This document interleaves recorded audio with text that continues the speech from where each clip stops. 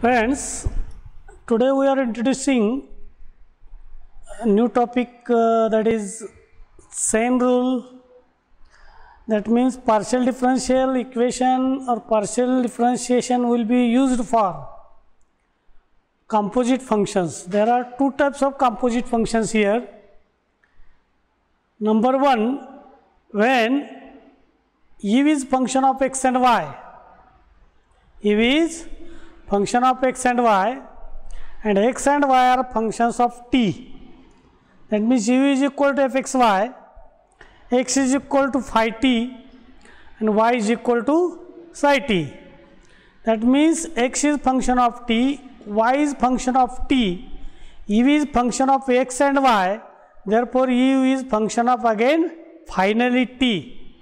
And we have to use the differentiation which is partial derivative in case of this composite functions, so that it will be slightly complicated as a regular partial derivative. See here, u is function of x and y, x is equal to phi t, y is equal to psi t. Therefore, u is function of f phi t, psi t, and finally it is function of t. Then u is said to be composite function of variable t. In second case, here w is function of u and v. W is function of u and v, and u and v are functions of x and y. U and v are functions of x and y. Then it can be defined as a composite function.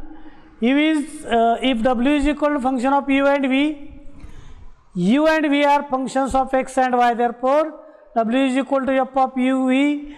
U is equal to phi of xy, v is equal to psi of xy, and w can be written in composite form as w is equal to f of phi xy, psi xy. Finally, w is function of x and y, and it is called a composite function of x and y. Therefore, w is called a composite function of x and y. And in such case of, or in such type of functions, we have to use that means you have to take partial derivative. In this case, you have to use chain rules. There are two chain rules. First chain rule we are introducing as a theorem. Theorem number 1, we have to state it and prove then. Okay. Chain rule number 1. It is known as theorem number 1 chain rule. If u is function of x and y, which is a differentiable function, you should always remember that. If it is composite function or it is function of two variables, it should be differentiable. What is differentiation? If it is function of x and y, you should always remember that its a total derivative should be partial derivative of function with respect to x into delta x plus partial derivative of function with respect to y into delta y plus epsilon 1 delta x plus epsilon 2 delta y, where epsilon 1, epsilon 2 tends to 0 as delta x, delta y tends to 0. That means you should always remember that if his function is differentiable, definition of differentiability should be known to you.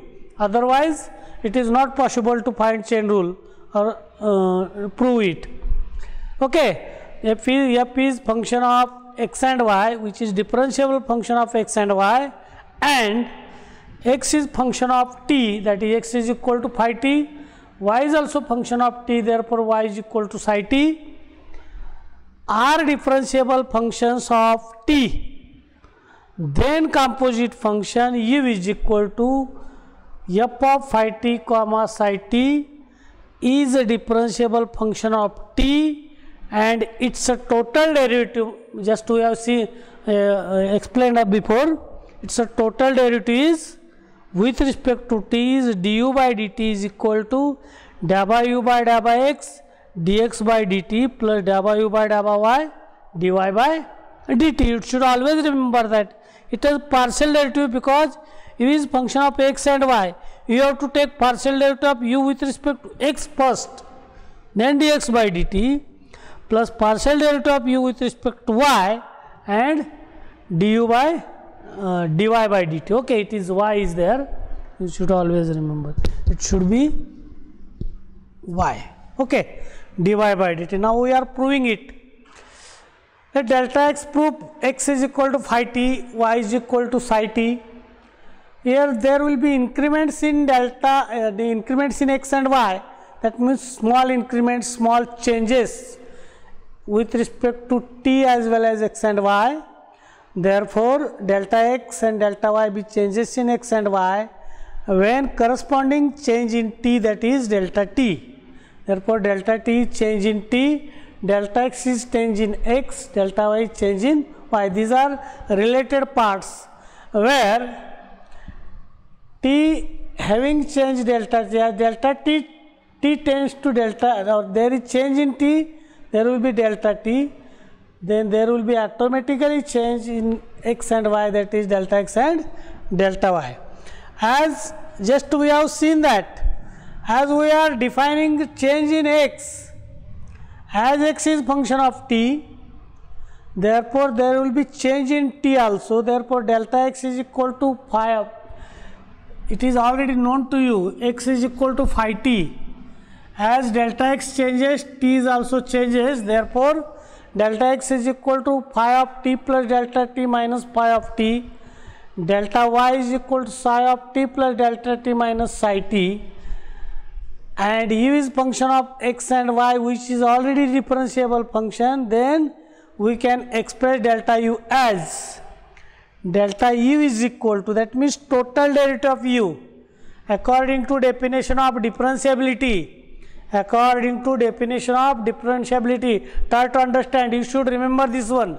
This equation number 1 is very important, otherwise it is not possible to prove it. Therefore, you should remember equation number 1. This total derivative of u is, just we have explained that if you are taking, as u is function of x and y, you have to take partial derivative function u with respect to x first into delta x, plus partial derivative of function u with respect to y into delta y, plus epsilon 1 delta x plus epsilon 2 delta y, which is already written here.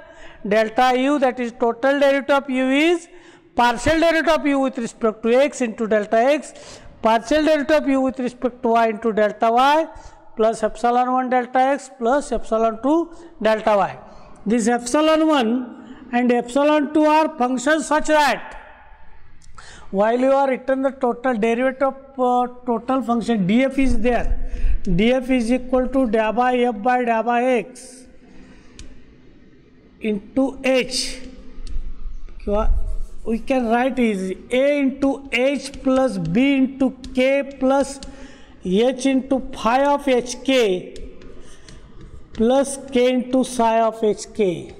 It is a definition of total derivative.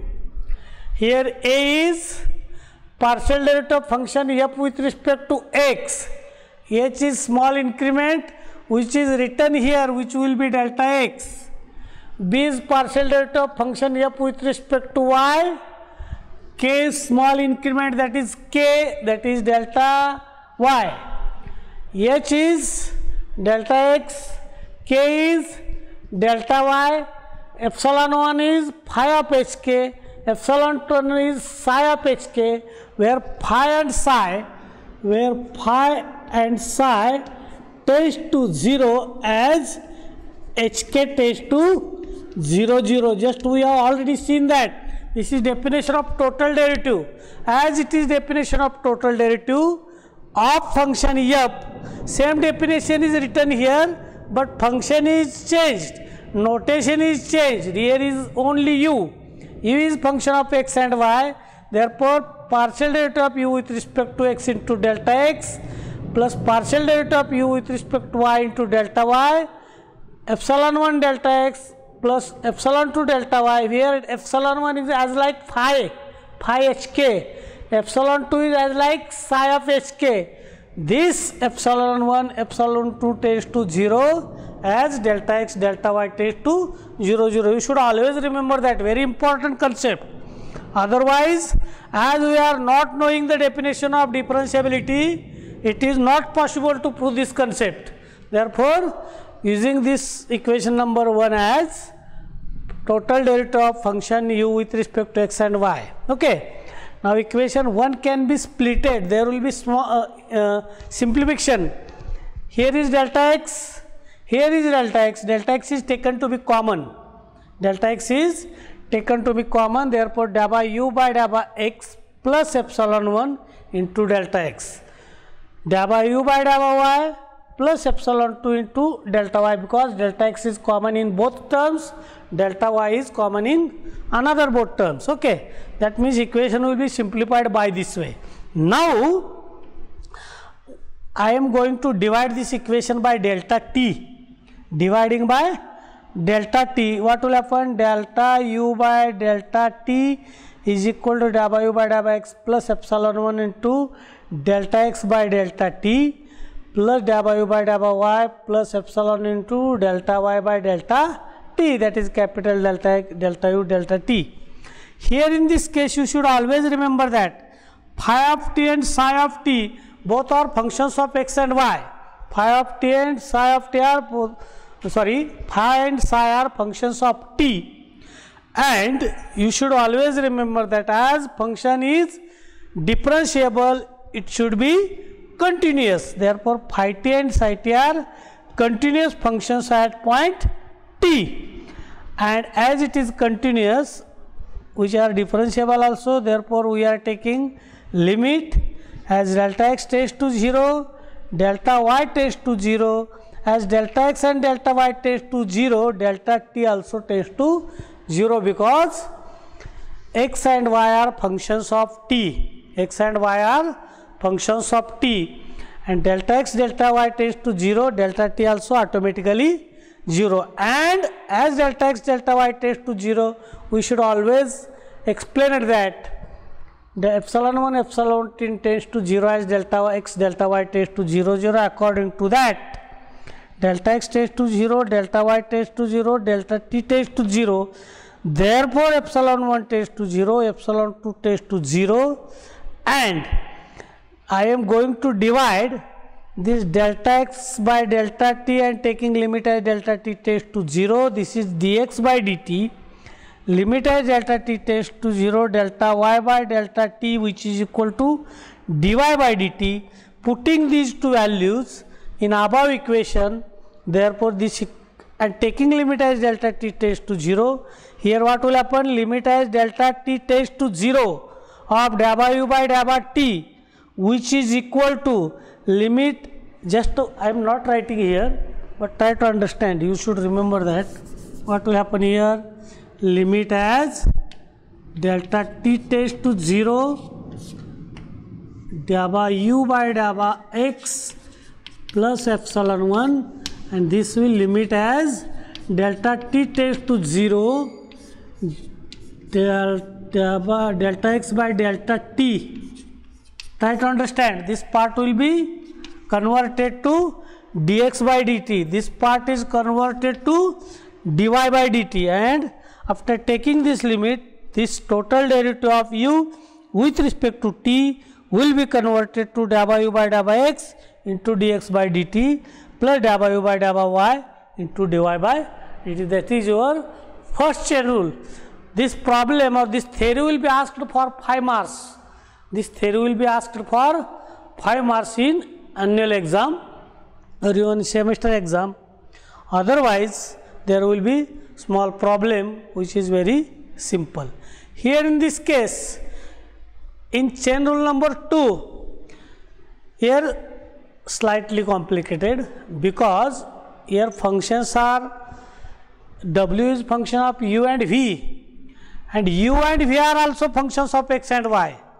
W is function of two variables u and v, and u is function of x and y, as well as v is also function of x and y. That means complication will be there. It is composite function according to definition of composite function. Again, second composite function, w is function of u and v.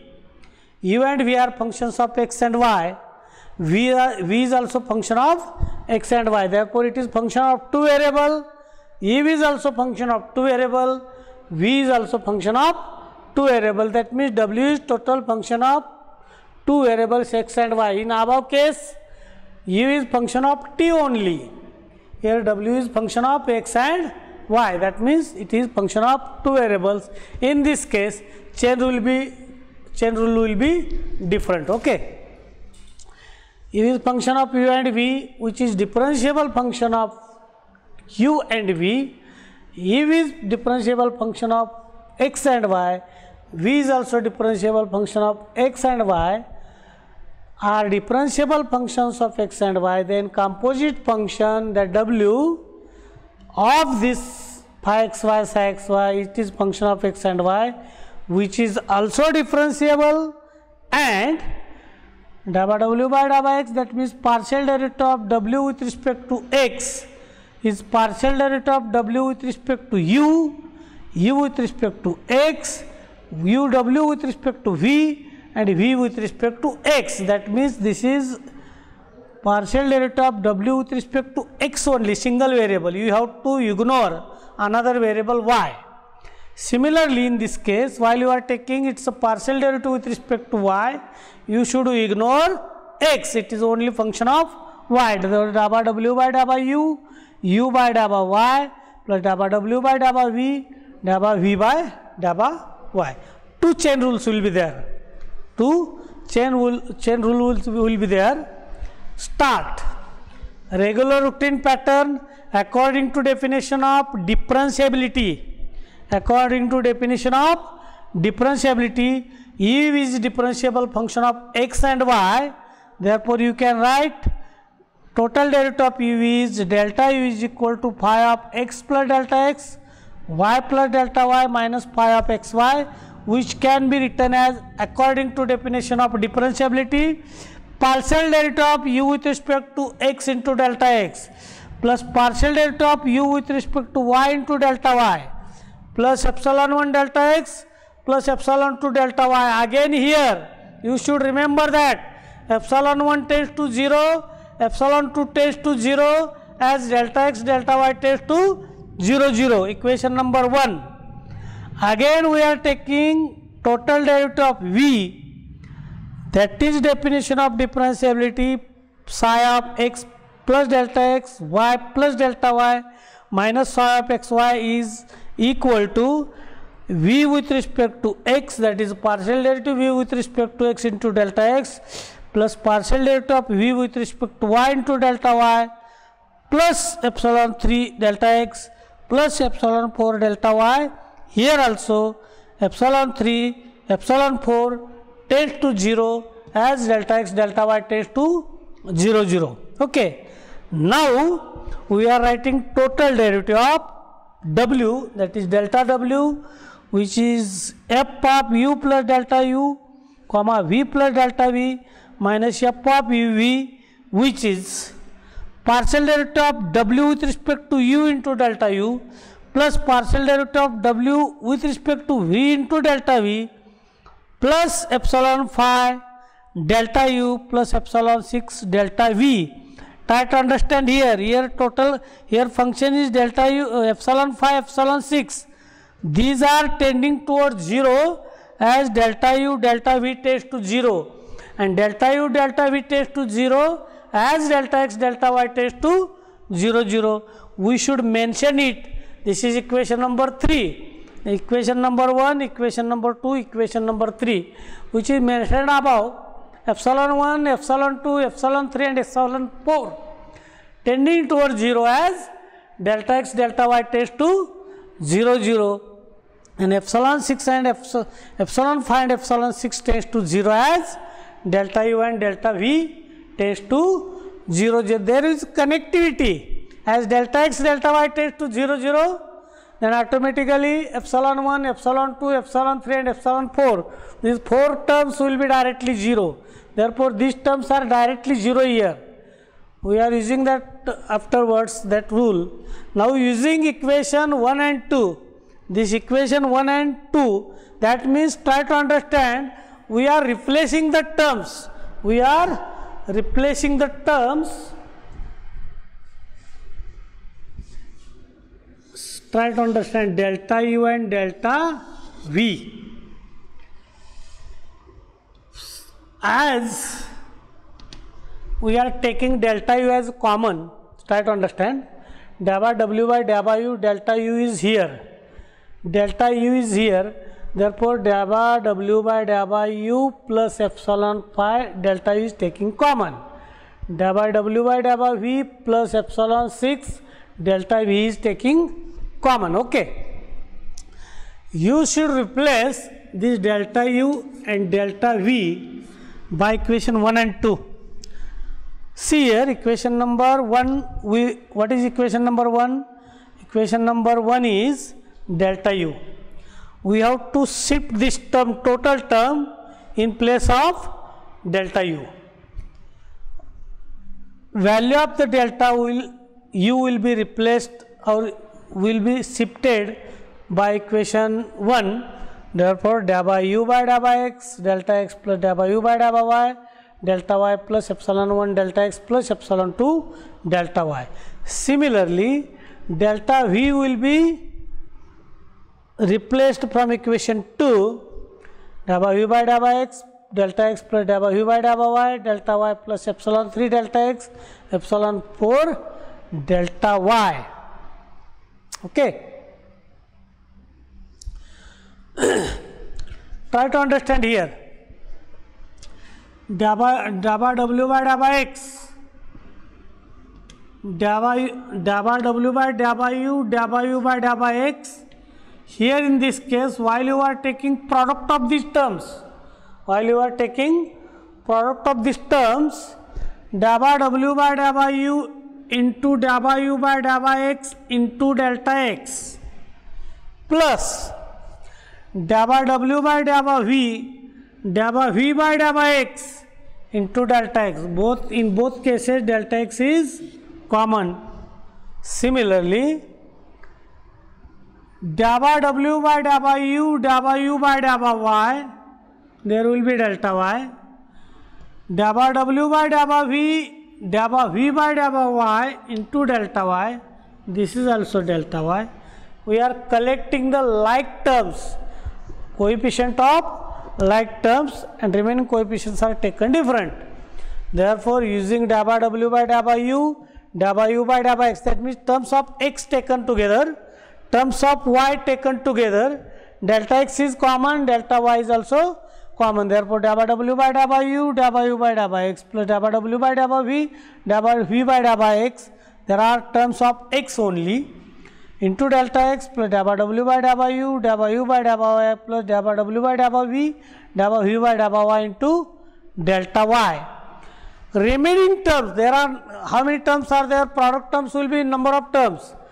After taking multiplication of these remaining terms, epsilon 1, epsilon 2, epsilon 5, all these terms are taken together and it is known as alpha 1 into delta x and alpha 2 into delta y. That means terms of delta x and delta y are collected in total terms are taken by this way. This is equation number 4. Here in this case, you should remember that this alpha 1 and alpha 2 tends to 0 as delta x, delta y tends to 0, 0. Okay. Or delta u, delta v tends to also 0, 0. Now, very equation number 4 up till now, up to this equation number 4, it is very important part. Now we are doing that. Now it is simple job now. Try to understand, equation 4 will be divided, taking delta y is equal to 0 in equation number 4. What will happen? This part will be directly 0. This part will be directly 0. Taking delta y is equal to 0 and divide this equation by delta x. What will happen? This delta x will be cancelled and this you will get the result on left hand side. What will happen here? Here delta w is divided by delta x and delta y is taken to be 0. Here it will be alpha 1 and taking limit as delta x tends to 0, this alpha 1 is directly 0. Similarly, that means final result you will get in case of this composite function. Dabba w by dabba x delta w by delta x will be converted to dabba w by dabba x is equal to dabba w by dabba u by dabba x plus dabba w by dabba v by dabba x. Similarly, what will happen? While you are taking delta x is equal to 0, this part will be directly 0, and dividing by delta y, this will be final equation, which is equal to dabba w by dabba y is equal to dabba w by dabba u by dabba y plus dabba w by dabba v and dabba v by dabba y. That is second chain rule, in second part of second chain rule. While you are taking delta x is equal to 0 and taking limit as delta y tends to 0, you will get the second part of this theorem. This will be second part. That will be proof. Number of examples will be very simple in this case. You should use this chain rule and find the result of, or solve the given problems easily. Okay, thank you.